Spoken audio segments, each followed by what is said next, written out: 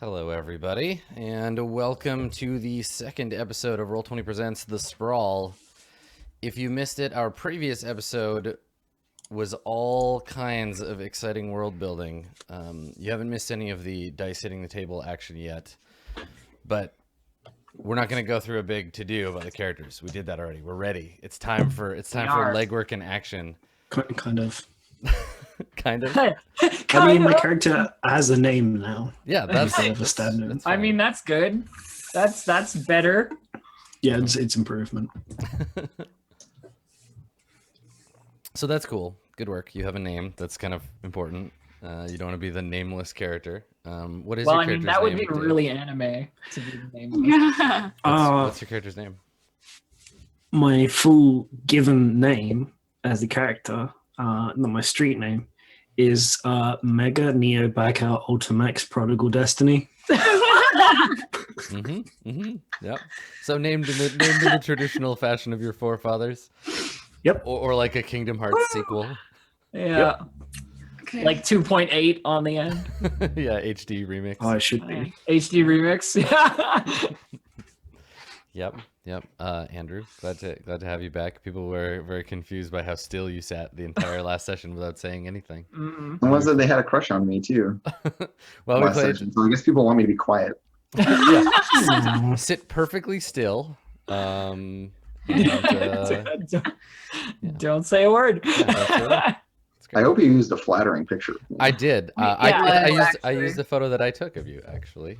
It was incredibly flattering. You were great. It was a good combination of you And- having a great face and me being a decent photographer. And none of the characters died, so we can pretty much just like sweep that under like you did great. You did a good Yeah, job. you did real good. Yeah, well, I would hate to come back for y'all to tell me like, oh, well, Graveris is dead. I mean, Graveris wouldn't be dead because you weren't there. You weren't there, yeah. Yep. Graveris failed. Everybody else could have been dead. What an unusual game. The only way to win is not to play. Yeah, Well, on a long enough timeline, all PCs end up in the grave, so... It's true. It's true. That's what you think. Whoa. Dave, what's your character's street name? Oh, it is NEAT. NEET? Yep, I'm sure it is, but what is it? it's in the acronym. I'm sure it is. Anybody? You God don't want to damn it. who's on first with me? All God right, damn it. that's No. fine. That's fine. No. I can accept that. Yep. So yeah, we're gonna play the Sprawl. Let's do a real quick once over of each of the characters. We'll go around and just get your character. We'll start with you. I guess we'll finish with you, Dave, because you've already started. But what? Tell us what playbook you're playing. Sure. Dave, if you wanna, we know your character's name now. What playbook are you? NEAT is a soldier. Soldier, which in this game I think is cool. It's separated from the killer by way of the soldier is more like an officer type of a soldier Like a rather than like a commander, yeah. grunt. Yeah. Yep. Who are you calling a grunt? Do we want to give our look too? You're an intense murderer. We'll get to you. You're not a grunt either. No one is a grunt. You're all badass operators. Yeah. Do you remember what your look choices were, Dave? Yeah, Broadcast them. I can broadcast them. I mean, I don't have a picture to go with it. Will it just be blank? It will just be Yeah. your stuff. Yeah, your words. Mhm. Okay. How? Features. There you Yeah. go. those first two are amazing. Sparkling eyes, youthful face, wiry body, military wear, and pale skin. Perfect. I'm into it. Okay, cool. Well, let's carry on. Can you, Blue Jay, introduce your character? Just give us your name, playbook, and do the little thing. My character's name is Cathode or Kathy. She is a tech, and that's her. Excited eyes, friendly face, wiry body, streetwear, and Korean skin tone. I guess Cool. I don't get the skin thing, but whatever. Yeah. Okay, cool. Though you have bought other skins Yes. for both you and your drones. I have drones. Yeah, that's your jam, right? As the Oh. tech. Oh yeah, I'm into Applicable tech. ARs. My tech speciality is the mechanic. So that's being able to repair and maintain things like drones and motorcycles that you guys have. I think 2 of you have motorcycles, and just like being able to mess around mechanically with tech. It doesn't, I think there's another specification for cyber stuff. So that is separate from. I'm gonna need you to take that ASAP though. I'm going to take it as soon as I can. I'm going to fuck my body up. I figured you would, but I wanted drones. Okay. That's fair. Yep. Pretty into it. All right, Andrew, your character. I'm a killer, and this is me. Yeah. My name is QQ. I have mirrored eyes and friendly face and a lithe body, and I wear street fashion.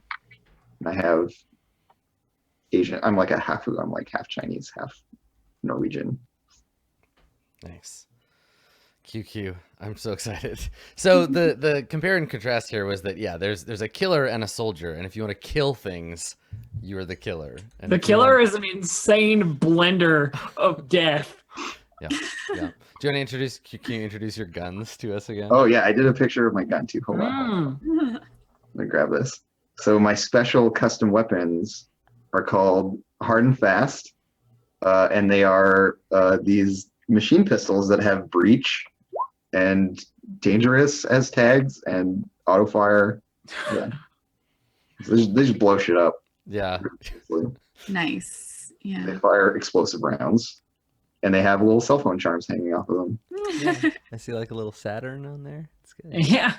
And a little Totoro and a little poop. There's a little Little poop emoji. Poop emoji. Good stuff. Cool. And then Elf, your character. My character is Erica Flamingo Larson. She's a fixer. And this is her art by the lovely Andrew. She has cool eyes, attractive face, small. She's small. She wears street clothes, and she's like Norwegian, so she's white. Cool. All right. So we have our characters. We figured out a few things about your shared interactions in the past during the last session, which is why the countdown clocks are arranged as they are. So the Disney Bezos Hypermedia Corporation and Elixir Luxury Goods are both like aware that you exist, in a sense that like bad things happened to them, and they were like, somebody did this to us.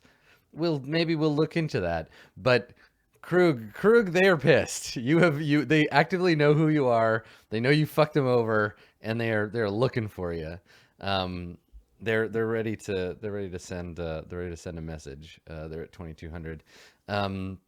We've got clocks for Show Nintendo, Onisoft, and for Freyr. But what's funny, I was thinking about this during the GM prep. The two corporations that like own the two of you, basically, they're not like worried about you at all. Like they feel like they've got control. I think, which is why the countdown clocks are so low. But also, none of us chose to operate against them. I think for that very reason too. Yeah. You know, like we're just gonna lay low. Let's not piss off Freyr because they own our brains. Yeah. Yeah. So like Flamingo was a former Freyr employee, and then you quit. Yeah, I quit and took my operating team with me. Right, and it was a retirement gift or whatever, right? That they like. Yeah. Okay. Cool. Okay. Yeah, and it wasn't like you don't have a bad relationship with them. No, I wouldn't say that I have a bad relationship with them. Except that they own you, but except that they own a partition of my brain I can't access. Yes. So yeah. That's. And in my case, I stole a lot of very expensive cyberware from them because it's part of my body. From Freyr? Yeah, because I was her bodyguard, and I was like, well, I'm leaving too, but I'm not giving you back all this stuff. Yep. Yeah. So all the combat cyberware. And Dave, neat worked for Show Nintendo Onisoft. How did you leave? Like, what was that? Because do you have your cyberware is owned, right, by them? No, actually, I'm not owned. I'm just a fanatic. Right. I mean, fanatic. I mean, they come from the same root word. It's basically the same thing. No, I bought all my stuff. Oh yeah, that's myself. right. Yeah, you bought yours. Okay, cool. So you just have a lateral relationship with Show Nintendo Onisoft. Yeah, my family's probably from an arcology there. Got it. Okay. That sort of thing. Cool. All right. So yeah, I think probably that Krug job was the most recent one, which is why they're Oh, so one interested in you. where we stole the routing plans for the Leviat. Yeah. So And also blew up some of their stuff. Yeah, well, and you know, also blew let's- up let's, stuff. I can't not blow up their stuff. Yeah, it's important, Yeah. like thematically. So I didn't blow up any of their stuff. I just I mean, neither did I. I just stole from them. yeah. I mean, well, there'll Information be is- plenty of opportunity for blowing stuff up. In the Oh future. yeah, Don't yeah, worry. yeah. Don't worry. So yeah, so these clocks will stay on the board. I'll let you know as they ascend. I will say that you can treat them like they're like heat or attention. You do not want them to keep going up, but it'll happen. You'll have an opportunity at the end of the mission to potentially like lie low and like let them chill out a little. And then the two kind of main clocks for the game as we play are going to be these guys up in the corner, the legwork and the action clock. So there are two phases to each mission. The game is structured. It'll play like a normal game in the mission, but there are kind of phases to gameplay. Kind of like how Mouse Guard has the player turn and the GM turn. We'll go from legwork into action. There's a few other phases that we go through as you perform missions, but the game is explicitly broken up into a sort of mission structure. I don't know. I haven't played this more than in a one shot, so I don't know how long missions will take. The first mission was structured pretty straightforward. Like there isn't a lot of complicated stuff, and you'll see that when we get to the directives, but we'll see how many sessions the missions take. I think they'll probably vary. So do you want to talk about the mission structure first, or do you want to just like jump into it? I mean, I'm not bothered. We can just get on with it for me anyway. the mission structure, it would be helpful, I think, for me to like go over what we're looking at in terms of like how to do stuff. Yeah. Okay. Yeah, That seems fine. Okay, so the mission is structured such that the first part of the mission will be getting the job. We'll frame a scene where all of or some of the team is meeting with the employer. You're gonna roll. Someone's gonna roll the get the job move, and then that will determine basically where the job starts, where you go in. You'll have the opportunity to gain some additional intel or gear. You'll be able to boost the pay for the job. You'll be able to avoid attention potentially for the meeting, or you'll be able to identify your employer depending on how well that goes. Okay. So you'll have this. We'll open with that scene, and then we'll flow from there into the legwork phase. And sorry. Oh, sorry. I was just gonna ask. Here's a question for you. Mm. I have a move that says between missions. Yeah. Should I do it like? I was thinking about that. It's between missions and we haven't done one yet, so we're not. Okay. We're All right. pre-mission, but yeah. I was just wondering if we'd assumed that we had done any. What we'll do is we'll end. We'll see how much time we have when we end a mission, and if we have some time left in the episode, we can do it then. Otherwise, we'll do it before the next. Yeah. mission All at the right. beginning. I was just wondering. Yep. Yeah. It's between missions rather than beginning of session. So that way, if we do like 2 short missions or something, you'll be able to hit it between them. Yeah. Okay. So, yeah, you'll be able to get intel and gear, during the, either from the employer or during the legwork phase. Intel and gear are kind of like, they're kind of like the adventurer's kit in Dungeon World. They're free floating, potential bonuses. They represent kind of flashbacky stuff. So you can, in the middle of a mission, you can be like, I'm going to spend a gear to have this grappling hook that we so clearly needed. And I planned in advance for that, or it was given to me by the employer. You can spend those gear tags and then turn them into real gear. And then with intel, you can say, I have some intel on a particular role, right? You get a +1 to that role using the intel, and you'll tell me how your work in the legwork phase or something that the employer told you. You'll be able to flash back to that. We can do a quick scene, and you can say, oh, well, when we got this data from the employer, it contained some tactical information about the building, and it mentioned that they have high perimeter walls. So I'm going to get a bonus to climbing them, and I'm going to use this gear for a climbing check. So you'll be able to use those things as you generate them. You'll all have moves you can make during the legwork phase. Mm-hmm. And when we're in legwork, you can also create contacts. Contacts you can do once per mission, each of you. So theoretically, every mission will give the group 4 contacts. Those are NPCs that we'll create that you can go to ask for help or put pressure on. Some characters have the ability to create an additional contact. Flamingo, you get that one.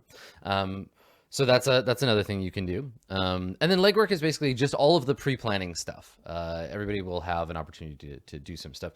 That part of the game, I anticipate legwork will lean more heavily on Flamingo and Neat, and then when we get into the action phase, we'll lean in harder on Cathode and QQ. Because during the action phase, you're actually performing the job. And during both these phases, the legwork and action clock will continue to rise. Legwork is the clock goes up as the target becomes more and more aware that you're asking questions and making plans. And the further towards the end it gets, the more likely they are to be able to mount an appropriate response to your plan. And then the action phase, as the clock goes up, it's how much resistance they're putting up to your actions. And if the action clock ever maxes out, you're either captured or killed. The mission goes foobar, and you got to bail out. Okay. So that happens during the action phase.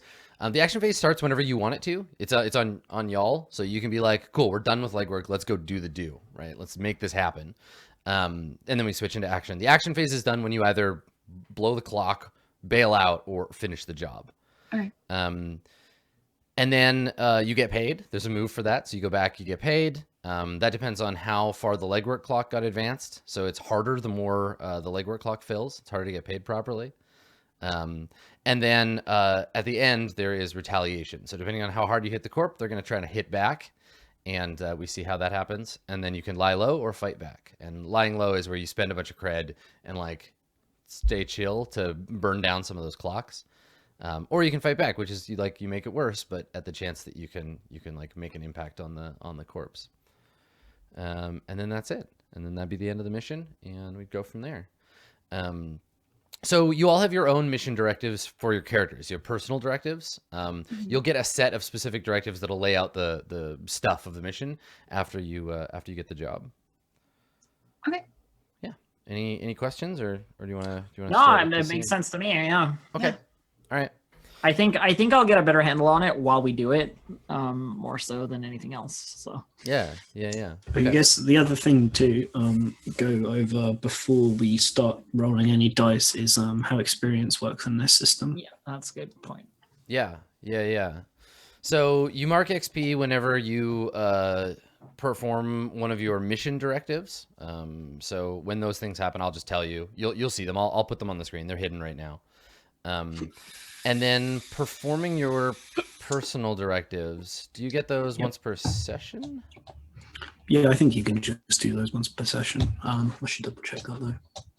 Yeah. Okay. Yeah. Let's double check that one because I know the mission ones, but the personal ones we should double check.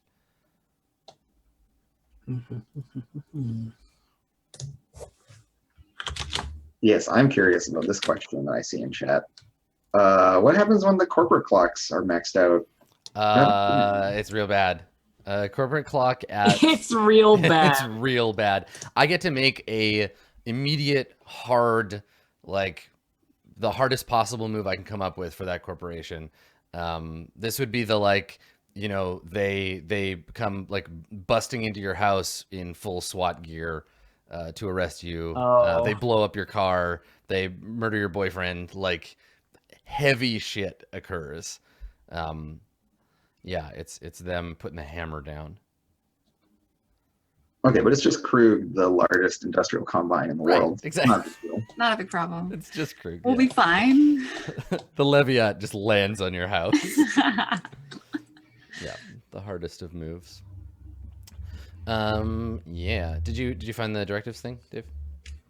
I'm reading it now and it actually doesn't say. Okay. Let's double check. Yeah, it specifically says in the mission directives, the one that's completed, the entire group marks experience, but I'm reading through the entire personal directives bit and There isn't a clear explanation of exactly how they work mechanically. It just tells you that you get XP for doing them. I think it's Yeah. honestly whenever an action you take is very directly motivated by that. Yeah.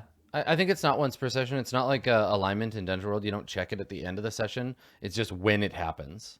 So you can And do like it would be obvious if something feeds off of a previous action and you're like trying to get more XP for something that's already been like, no, you already used that. Yeah. action.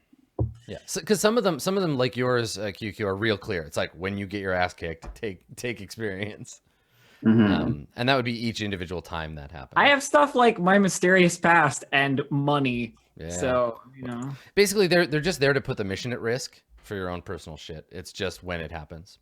Okay. Cool. Well, let me set the scene, and you can tell me who's there, and we can have somebody roll the move. So we're setting our game in the Gothenburg metroplex. It's like a giant mega city that basically is the entire bay around the Kattegat, which is like partially frozen. They're like these huge icebreaker ships that continually kind of move through it so that cargo can move in and out, because Gothenburg is a huge harbor city. So, you know, the frozen harbor, massive cargo ships, probably huge cargo yards full of those big like steel cargo containers.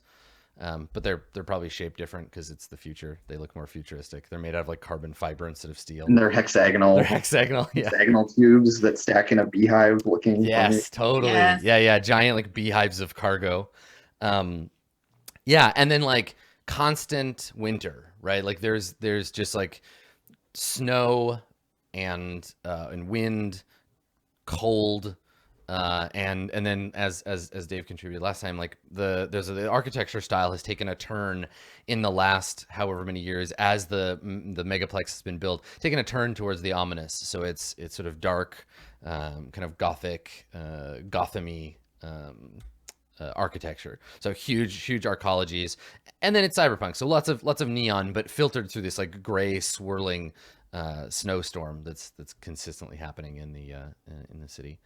I think that some of the more expensive arcologies have they're above the cloud layer, but for the most part, y'all spend your time below it in the freezing wind of the city.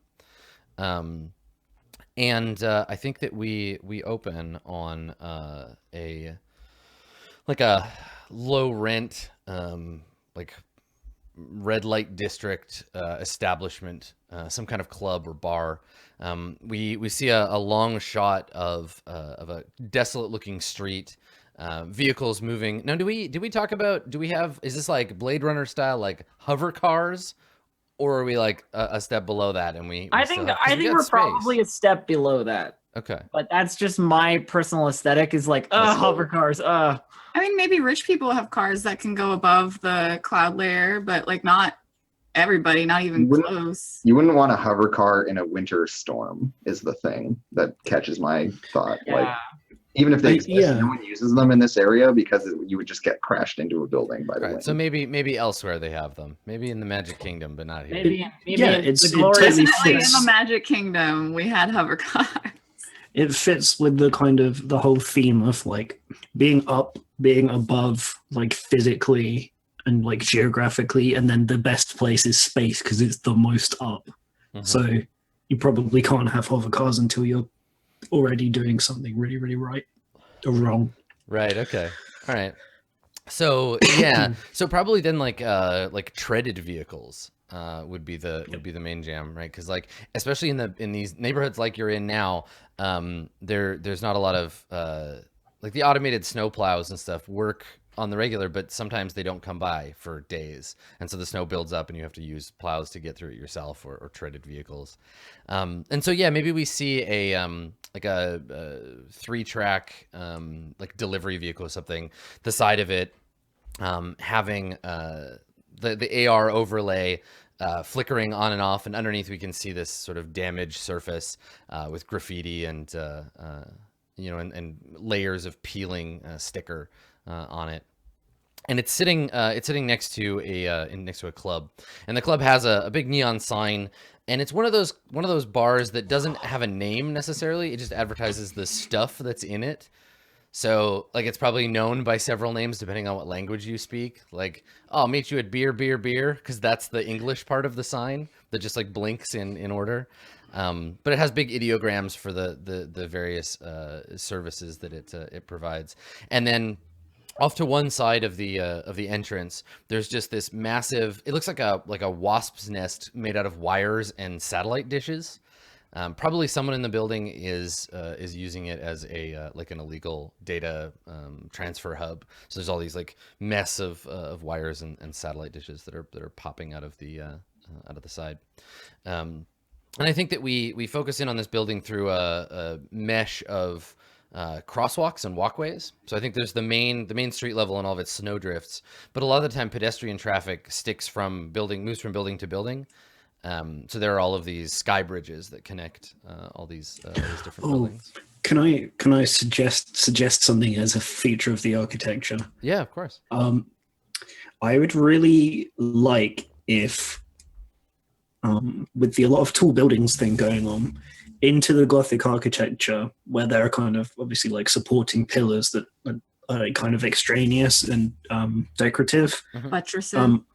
Yeah, I would like those to have like very uniform holes in them, so that there are things that look kind of like elevators, but like spidery, and they have legs and they climb both sideways and upwards up buildings, and then open onto doors that don't have any other way to like reach into them. Oh yeah, like totally. big spider walkers, and they're just like, and they'll take you up to your office, and it'll open, and nobody else can get in there. I like it. And you need like a key card to program in where it's got to go. Yeah, little automated like walker drones that happen to be able to climb as well. Yeah, because you don't need to like drive, because most of it's like up. So you get in one of those, which is like probably really, really badly done, and sometimes they fall off when the legs start breaking and people just die. No one cares. Nice, I like it. Yeah, cool. So inside this location, inside this bar, there's like a big like, I guess, plastic bar off to one side. The place is like pretty quiet right now in terms of the amount of people in there, and it's doing that thing that bars that are kind of desperate to seem busy do, where the music is much too loud for the amount of people that are in here. So you can hear it from outside. We get that kind of like low end throbbing of the bass before we change scenes inside, and we can hear the whole suite of sound. And there are a few people at some of these like red glowing tables, and the whole place is like quite a bit darker and quite a bit louder than is a comfortable place to have a conversation. There's a woman at the bar, not really doing anything, just kind of like staring absently at something in AR. And as we pass her into one of the back rooms, we find your contact, and at least some of you. Who goes to these missions? I assume, Flamingo, that you're I there. definitely go. Yeah. Where Flamingo goes, I go. So go with Flamingo. Okay. Cathode and Neat, are you there as well? Yeah. Why not? All right. I want to be there because I'm still trying to figure out what it is that Cathode is doing with this group. So I want to see how she interacts here. Okay. Yeah, and Neat is there because you can't have these meetings without the most important person in the group. Yeah. Like, it doesn't make any sense. So Indeed. obviously. All right. Where are your drones, Cathode? I would have left Puppy Cat like back powered down or like hibernating at wherever I'm living, but B is probably with me. I would assume that they don't just let you bring like a drone, like a rotor drone inside. So B is like circling around the outside of the building, like scanning and like just relaying information to me, and I'm just like sitting there like with like a smartphone out, like popping gum, probably really annoyingly, like playing on my phone, but also receiving information from B. Yeah, you're like the lookout. Yeah. Cool. Okay. For those of you who are in or overlaying AR who have the capability for that, the bar overlays a on top of the or mixed in with the soundtrack, they overlay an audio of like ambient conversation, so the place seems like busier than it is, and generally just uses a like a sort of cleanup state AR to make it look less falling apart. Less Is it? dingy. Is it one of those really cheap ones as well? That's not like location based where it gets dimmer from a certain position. You like walk into a certain spot and it starts at like Yep. the same level it is everywhere. It's essentially God, it's that'd a be so standard jarring. thing that restaurants and bars can buy and install, and it's basically just like a Photoshop clone tool where if there's a stain on the wall, it'll clone a nearby piece of wall to make it look like the stain isn't there. Nice. So yeah, there are definitely places where the door, like the handle, is in 4 places. Because it's just not it's just not that high quality. The protocols don't run that quickly.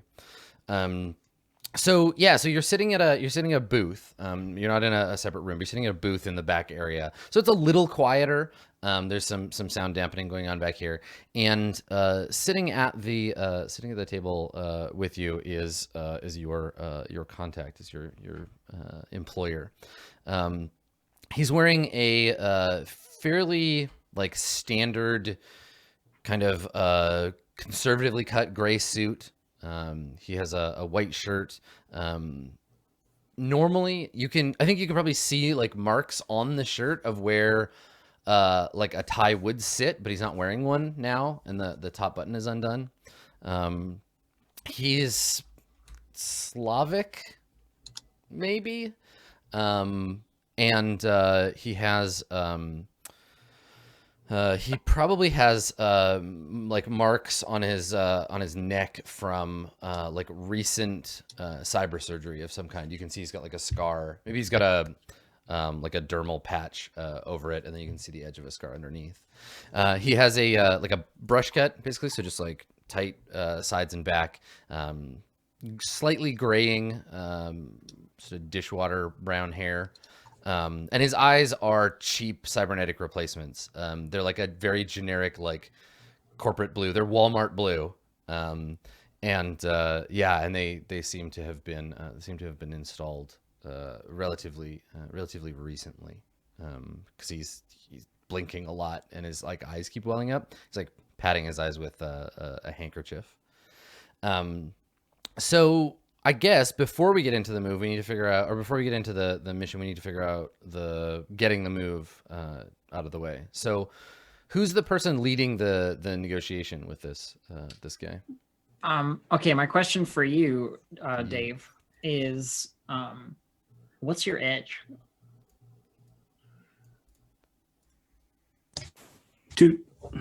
Go ahead. I only have 1. Okay. Yeah, I'm like I can set it up, but you need to talk to the actual contact. Oh, I will. Yeah. Okay. All right, and the move. I think you Yeah, just what's the move called? It's called Get the Job. Get the job. Okay, it's not under the little things, and it is edge. It's in peripheral moves. Yeah. And Yeah. Okay. What? First roll. Oh, Oh boy. Ah! All right. So the way you read this is it shows each die individually, and then it shows your stat. So you've got a 4. Why doesn't it add it up? That's really weird. You've got a 4, and then another 2, which This is is one 6. one shy, unfortunately. Now, do you? Can I help? I was Can I thinking- help? roll links. Flamingo, you have a link, and you can roll to help. So let's talk about what this looks like. So this guy, he's got a pad, a data pad with him, and he seems distracted or nervous or like something's going on. And how are you? What's your negotiation style here, Neat? Are you being like really direct with him? Are you? What's it like? How are you talking to him? I think it's very front, very bluster. It's like, yeah. So it's good that you found us. We're the best. Not been in the game long, but I can tell you, there's nothing that doesn't get past us. We've got some experience points. So I think you can see Flamingo. You can see this guy. You know, like he's made his like very early like introductions. Like he's introduced himself as Mr. Sato, and which obviously is a fake name. And he's ordered a drink, and he's not really listening to what Neat is saying, and he keeps like looking around, and you can see he's trying to make that decision. He's right on the edge of being like, you know what, forget this, and he's like getting ready to like get up and leave. So I reach a hand like, you know, across the table in one of those like, you know, like chill out kind of hand touches, maybe a little too familiar, you know, like to start with, and be like what my friend is trying to say, Mr. Sato, is that we are hoping to hear your proposal and are eager to get to work. All right, why don't you roll your links with Neat? At the very end of It's your like still eager to get zero. to work, like I pop my gum like really like loud. There you go. That's a help. 9. Okay, so when you help, let me see here. It's +1. I think it plus works 1. the same as as Apocalypse. But you Yeah. don't get implicated. I think is you don't get in. Wait, it's It's 9. You are. It's implicated first when you roll edition together, right? version. Yeah. It doesn't scale with success. It's either +1 or -2, and there's no -1 or +2. Okay. If I remember correctly. So But if you get a 7 to 9, it's got other stuff on it. yeah, so it bumps you up to bumps your roll up to a 7. Neat. And yeah, I think that, and it implicates the two of you both have to share the like moderate distrust or dislike. Yeah. So yeah, he pulls his hand away from you, and then apologizes. He's like, sorry, I don't like, and he like, again, like patting at his eyes. Yes, of course. Let us discuss job. And he hits a couple of buttons on his data pad, and it starts to bring up some information. What do you want to choose for your options Yeah, here? that's a good question. So you have one choice for the list below, and whatever you don't choose, the other parts apply. So you can either get intel, so you can have 1 intel. You can have gear. The job can pay well. The meeting doesn't attract attention, or you can identify your employer. I don't think that we need to choose gear because I have a separate move that can get us gear. I also Right. don't think we really care about identifying the employer at this point in time. I mean, we're just starting up. Let's go all in. Let's just Go get for more the money. pay. Yeah, let's just go Let's for get the more pay. money. Let's do it. Job pays well. Okay. Yeah, All right. easy. So the meeting attracts attention. Great. I'm super hype. It's Yeah, fine. whatever. Who cares? We're the best. We need attention. It'll be It's fine. important. Oh man. Okay. All right, so he pulls up a looping video on his pad, and he turns it around and slides it out to you, and you can see on it there's a girl. It's lit in this. The shot is, it's not a like a shaky cam or amateur footage. It's from like a PR reel or something, and it's shot in a way that makes it really clear to everyone viewing it that it is like obviously a Disney Bezos hypermedia production. It has this kind of Vaseline lensy, bright color, oversaturation. Like there's a filter that they use that's like very much their jam right now. And it's a girl, a blonde girl. She's like an indeterminate age of teenager, like not quite an adult, but not so young that she's not marketable in certain ways. But she has a kind of innocent, like fresh face, long blonde hair. She's wearing a blue dress, and she is surrounded by like teenage girls who are like kind of gothy looking.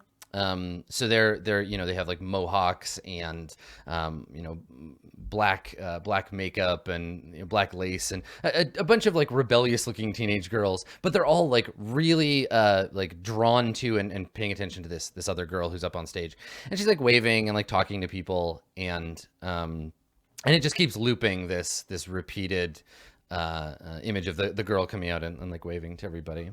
And I think you all probably recognize her. You, Cathode, you definitely recognize her. Oh yeah. I have no idea.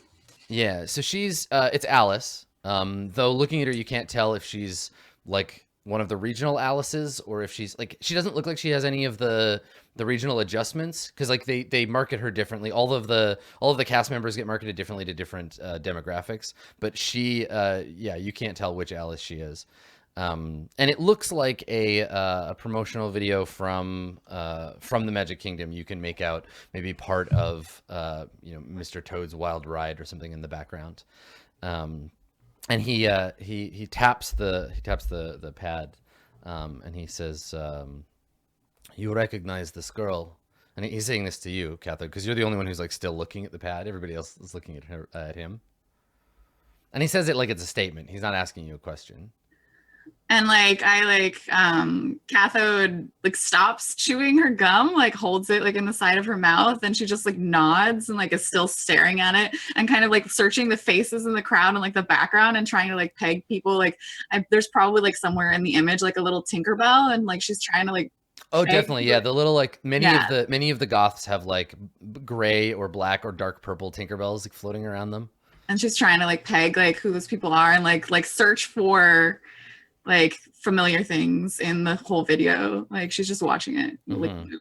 Yeah. And then he turns to Flamingo and he says, is Alice one of Disney Bezos cast members? This is Alice Prime. She's going on short tour, coming to the Megaplex. We need you to extract her from tour for us. And he swipes away the video, like kind of like it's a hard move. When you say extract, are we talking metaphorically or how much of her do you need? Yeah, like the light in the room changes as he swipes the video, and now you see a map of the Megaplex with a couple of like points lit up. And you say that, how much do you need? He says she needs to be entirely intact, unharmed, no visible wound, is very important. Extract from tour, bring her to us in one piece.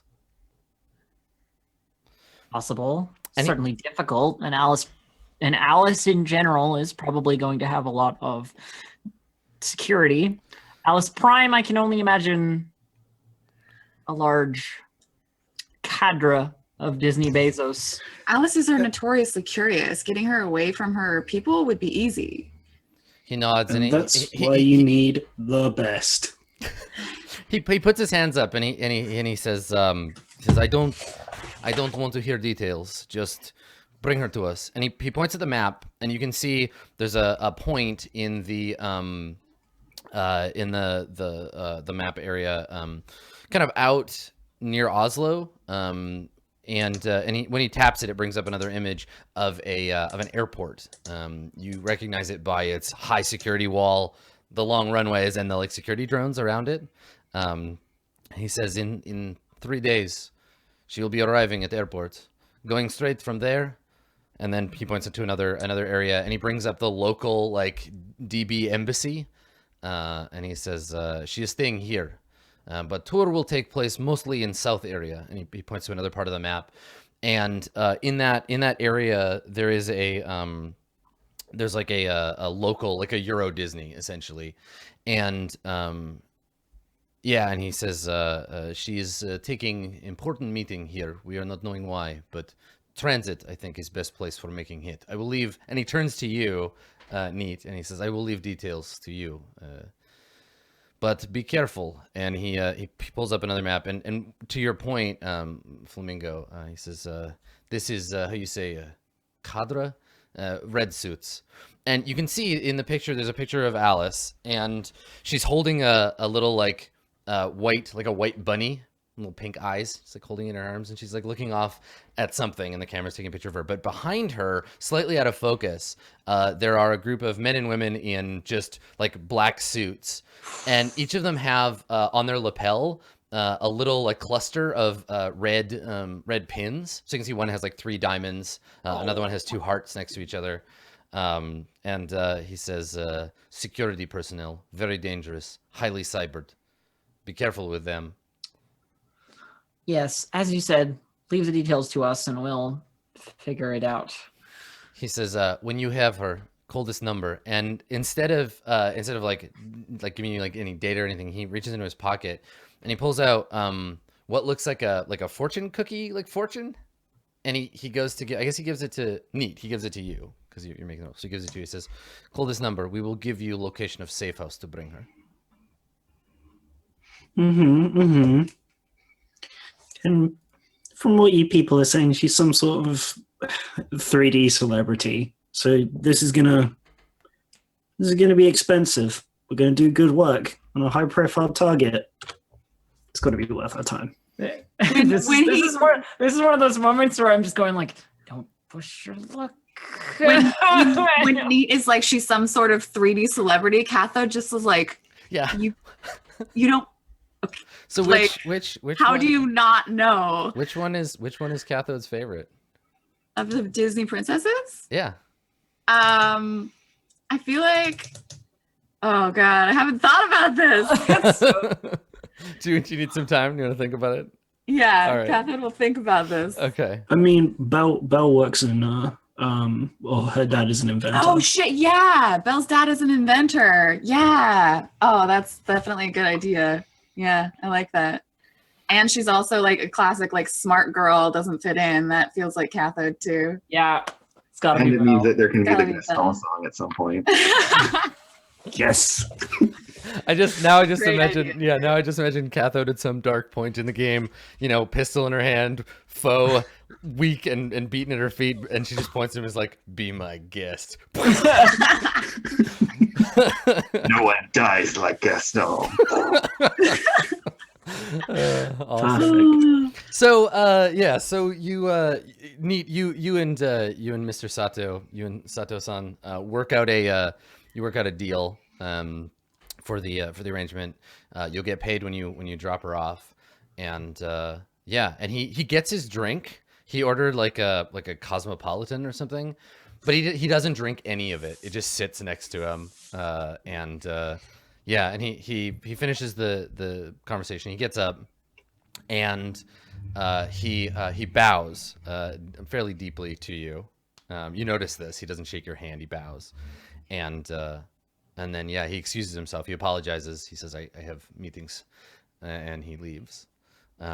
So it's you here with his untouched cosmopolitan, and I will give you your mission directives. And we have to stake credits, right? Like there's something about staking credits to determine the outcome of like financially what you get out of it if we succeed. Yeah, right. You have to like wager. You basically wager your own money for chances at more of that money back. Correct. Yeah. That's right. I forgot to do that part. Okay, so these have a page. Here we go. Moves. So when you get the job, oh, these are MC moves, not basic moves. You gotta spend money to make That's money. right. Mm-hmm. Flush out that capital. Mm. Okay.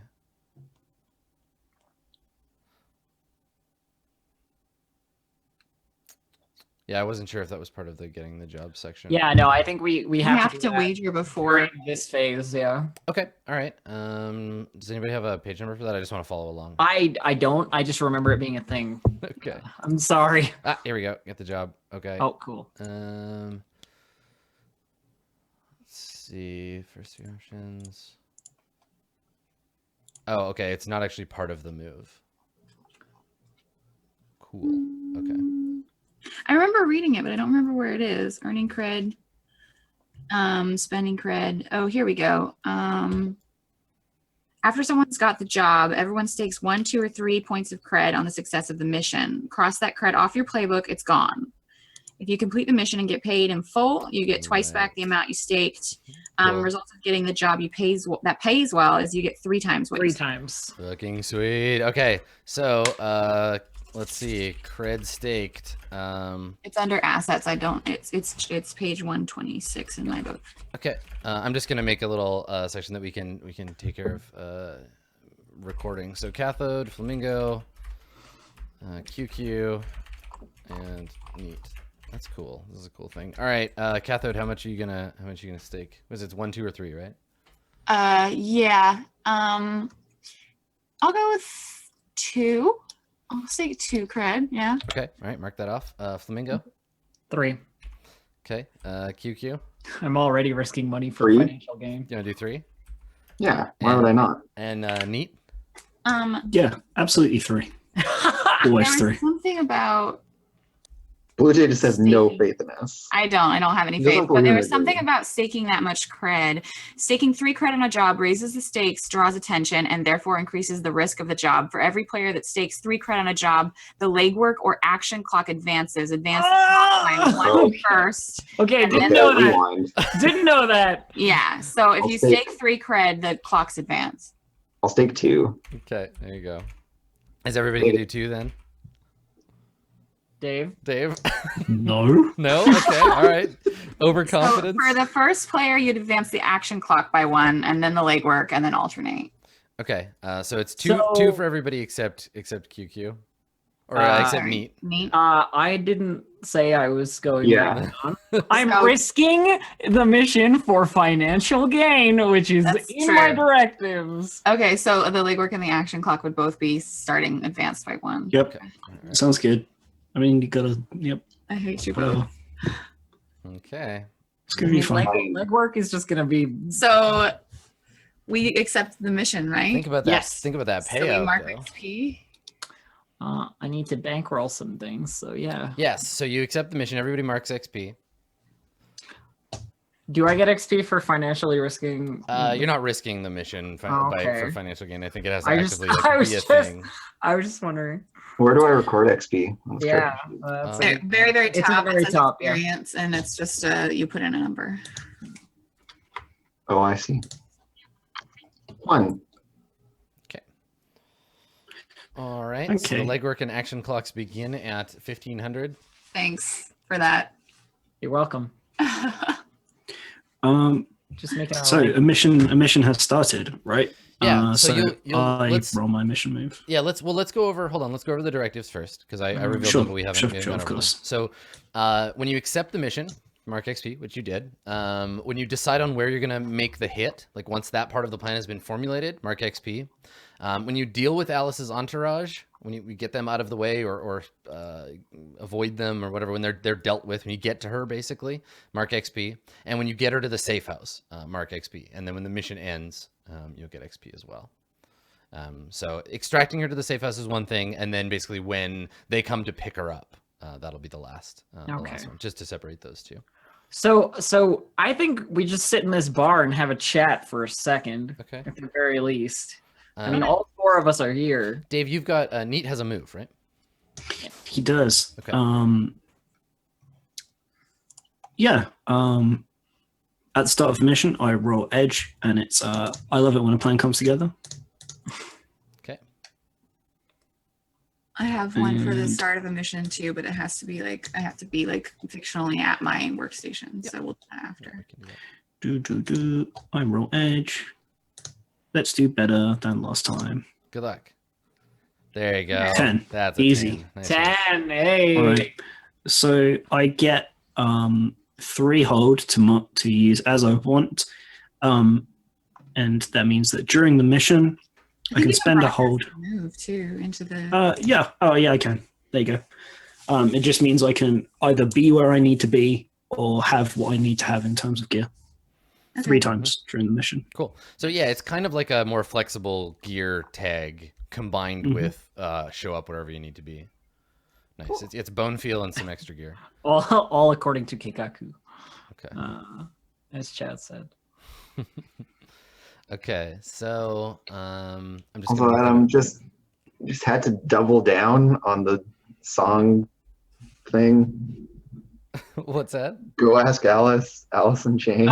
Yeah, it's both. I had to know that I couldn't pick one. Couldn't decide. Chat was too No. good. Well, the name of the episode would be Go Ask Alice, and then your employers probably call this Operation Alice in Chains. Operation Alice in Chains. Exactly. So we're sitting in the bar, and this guy just walked out, and Cathode is basically just going off on everything that she knows about Alice and how could Neat not know who she is, and like what are like you just called her a 3D personality, like how dare like This motion right here. Yeah, Okay. there's a lot of that. So, first things first. We gotta figure out where to do this because, as was stated, there are a whole slew of choices. When she's arriving, probably not a good idea. When she's surrounded by Disney Bezos fortress security, also probably not a good idea. Would I know anything about classically how like an Alice tour would go down? Like, would I have information about like how that usually like happens? Like what they do on a tour with Alice? You could assess Okay, and ask me questions about her tour. I could assess. Mhm. Where is the thing? Okay, so I don't know if I have a replacement for this. I don't think so. No. I don't know if it would be my assess would be with Edge. Yep. Okay, yeah. I'll do it. I'll try. I'm gonna try. Hit it up. Ooh. Hey, there you go. Nice. Nice. All right, a 6 and a Okay. 4. So you got a 10. What do you wanna ask? I want to. Where can I gain the most advantage, like on her like tour route? I guess. Sure. So as you pointed out, the hotel, like the airport's not going to be a great place for it. The hotel probably won't be in transit between the hotel and the like Euro Disney, like Disney store, probably a better place, or from there elsewhere.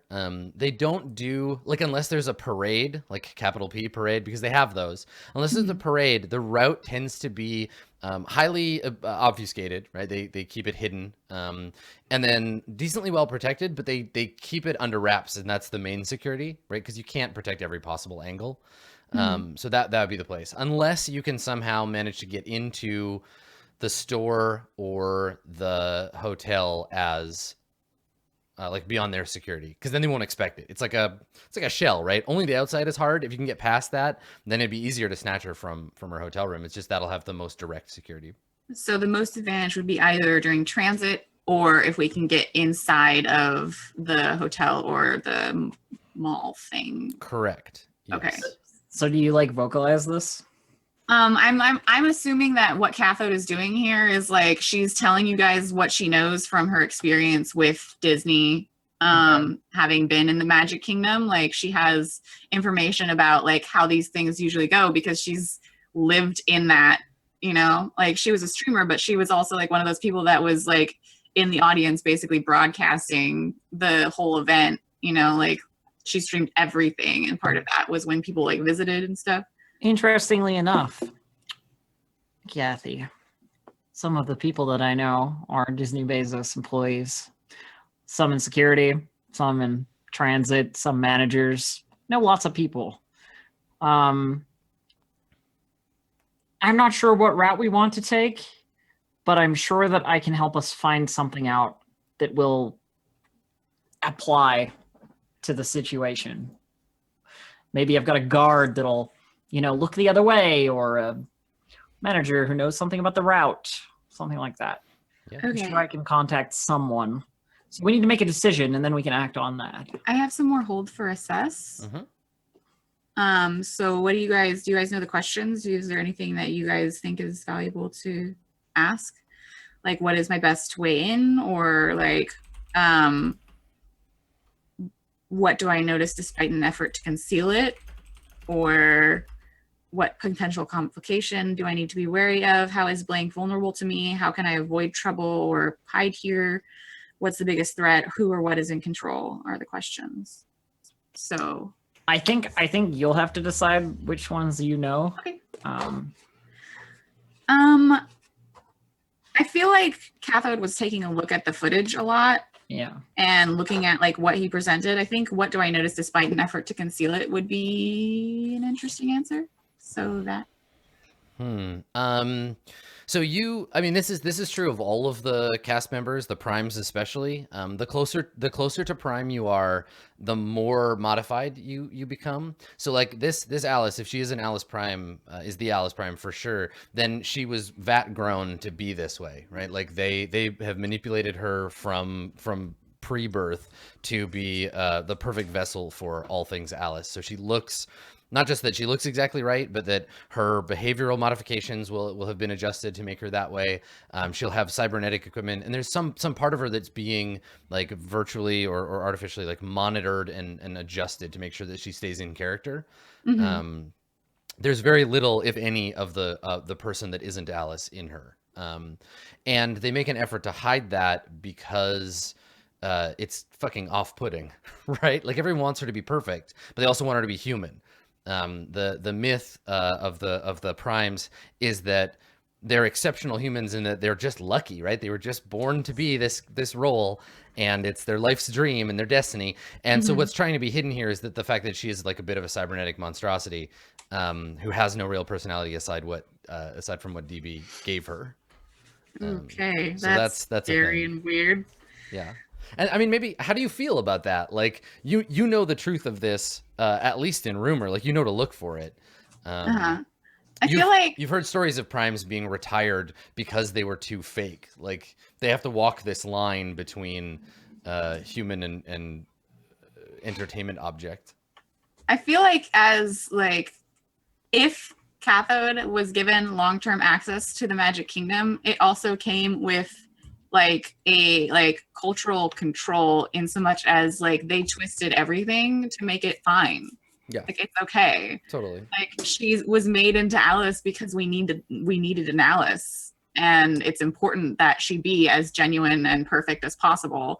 And that's why she's changed. Like, I don't think that Cathode sees it as like this cybernetic monstrosity that's inhuman. I think Cathode sees it as Alice. Sure. And that's like, for some reason, it's really important that there be an Alice, and that they did this for that reason. So yeah, she's like, that's, I don't know, like maybe if she were to describe it in detail to the other people, like, they would be like, that's weird. But I don't know if she would. I have feelings about it. Yeah. I mean, maybe if you, let me ask the last question and then we can like figure out what exactly, you say. I want to know what's my best way in. Into what? If we were to go for the non-transit route. Yeah, the hotel. The hotel or the like, would you prefer the hotel or the I'm public personally leaning towards grabber from the hotel room, but that's the private space. I've got a plan. okay. Well, okay. If I'm Hear the question also. if I'm asking for a way in, where would it be? Hotel or the public space that she's on tour at, the mall or whatever? Well, the two options were like the place she's staying and in transit to these locations, right? Because everywhere else Or at the location. Or at the location. I think from the hotel is like the Okay, so what's my best way into like Alice's suite? Like her specific like room. Well, you need security. Yes. You need security clearance for that, right? Like you have to either be Alice or be part of her entourage, right? You would need, the best way into her suite would be to snag the biometrics and card key from a member of the red suit, or from Alice herself. But if you have her, you'd have her already to have that. Yeah. So yeah, to get her in her hotel room, you would need, that would be the best way in, something like that. All right. So them's my hold. So yeah, I think that we're having this conversation and you were like, I've got contacts with these Disney people. And I'm just like, she's a prime. Like, you don't understand. Like, you might have contacts with like regular security people, but primes are special and it's going to be different. That's cute. You think I don't know special people? I don't know you at all. I used to work for Freyr. They know everyone. Would the Disney like security people be like equipped or like related to like the Freyr Security Corps? Yeah, probably. Yeah, there's probably like corporate like training programs, and they probably use Freyr gear. Yeah. So Cathode just like sits back and she's just like, oh yeah, there's things that aren't Disney that exist. Yeah. And she's like, well, and Alice, gosh, I don't have a lot of experience with Alice. She was a different, she's a different type than I usually. You're saying security-wise that the only way that we're going to get into that suite is if we have the biometrics of either a member of the red suit or an Alice, or just Alice Prime? Just Alice Prime. No. It would be like a clearance thing, right? You might be able. I mean, this is well beyond any of your computering skills, but if you were able to get the like data from a non-prime Alice, you might be able to like upscale it and spoof like a prime signal, but that'd be tricky. We don't have You the want the stuff for that. biometrics from one of them. I could get that for you. Just need his head, right? Oh, I love your methods, but probably best we don't kill anyone before the actual carnage starts, if there's going to be any. The only people that are going to be high allowed in alerts and all. Alice's suite are her security or herself. If that's where you wanted to get her, then you need to be one of those people for all intents and purposes within the tech or within the sensor array. You need to be one of those people. Like if we were to try and Alice is curious. Like that's what Alice is. Alice like goes places she shouldn't. Alice is Right. easily distracted. Like to get And her that from her security team would be easier than to try and get into her secret spot. exactly, and that is the angle that we're going to play for. This sounds way too complicated. Biometrics, who needs them? Right? I say she's not locked up somewhere that only she can be when she's inside transport. We can hit that. We can make distractions. I know a guy who basically his specialty is driving cars alongside other cars so you can jump from the top of one car to another car. I think that maybe is the QQ job. That's perfect. And then all we've got to do is run some interference on the AR around there, make sure there's a, and I'm like tapping through like some sort of rabbit. Alice will come straight into whatever vehicle that we've got. So We'll just take her away. She'll So you're- follow it. If it were as easy as putting a let- rabbit in front of her, Alice would go astray every second. I'm not wearing a bunny costume. let me get this That's straight. fine. Let me That's get this fine. straight, Mead. Your plan is not the plan that we were planning, but a different plan. Yeah, like the thing that's really heavily guarded, that'll be really confusing. That will be Once you get past the guards, it'll Does be. Alice have tea parties? Yeah, absolutely. Oh yeah. That's a thing. Like if she's on tour, she's going to be she's gonna be like meeting with fans. It's Okay, look, all I gotta say in all this is that y'all are acting like we have a hacker in the crew. We don't. yeah. We don't. Like, everyone too is being like, confusing. we'll just infiltrate. No, we don't infiltrate shit. That's not how we operate. We're gonna be like loud and fast on everything. All right. Exactly. I mean, That's if why you- we cause a if you crash ever- and we grab her into a car. Or If make you've her ever grab been herself to into a or car. seen an Alice tea party, those are probably chaotic and mad, right? Like it's all But like they're also changing surrounded by these guards. Isn't that the whole have to get point? into the tea party, be a fan, right? Oh, yes. Be a fan. Fun. If they're anything like the waiting times that we've got to wait for new seasons coming out, and I guess since there are actually a bunch of people working on those and there's only one of these Alices, that's going to take years. I don't think we got that kind of time frame. She's not on tour for years. Right. Is So there, we would like- have had to already have it in I'll tell you months what. ago. I'll tell you what. I like your plan. Neat. It has the most merit so far, I think, when it comes to blasting our way through this situation. I'm going to call a guy who might know the routing of this Alice Prime. Perfect. Someone who might be able to tell us where this car is going to be, because I can't imagine that that's going to be broadcast. Nope. So we need that. Then we need a vehicle of our own. and then to cause some sort of distraction and get her to her innate curiosity, as you say, we play up this. Get her to come along willingly, right? Um, You have to distract the red suit. Oh yeah, there can be explosions for that. That's QQ's job. in She's terms real of, good at that. I've seen it. in terms of vehicles, I do have my bike. Doesn't QQ have a bike too? We have 2 bikes. No, I don't have a motorcycle. Oh, okay. That was a potential, but you didn't take And it. Cuckoo was like suddenly struck as like, oh, you could be the pink rabbit. And I like put my hands on your shoulders and like, it would be so cute. And then I did like the little like bunny ears behind your head and like I'm looking at everyone else being like, don't you think she'd be cute? I He's just blushing? it is during this situation that I just take like a long drag off this elixir like e-cig that I have, like this long e-cig, and just like, God, I have to deal with this situation. I mean, you can't let Alice get hurt though. She's a prime, like, and Yes, by the Cathode point- is just like with but- explosions and jumping off of bikes. Like Cathode is just like, no, By like, the point of the job, we will not harm Alice. If we harm her, we don't get paid, and I want to get paid. Mm. Besides, I'm really precise. Yeah, QQ never misses.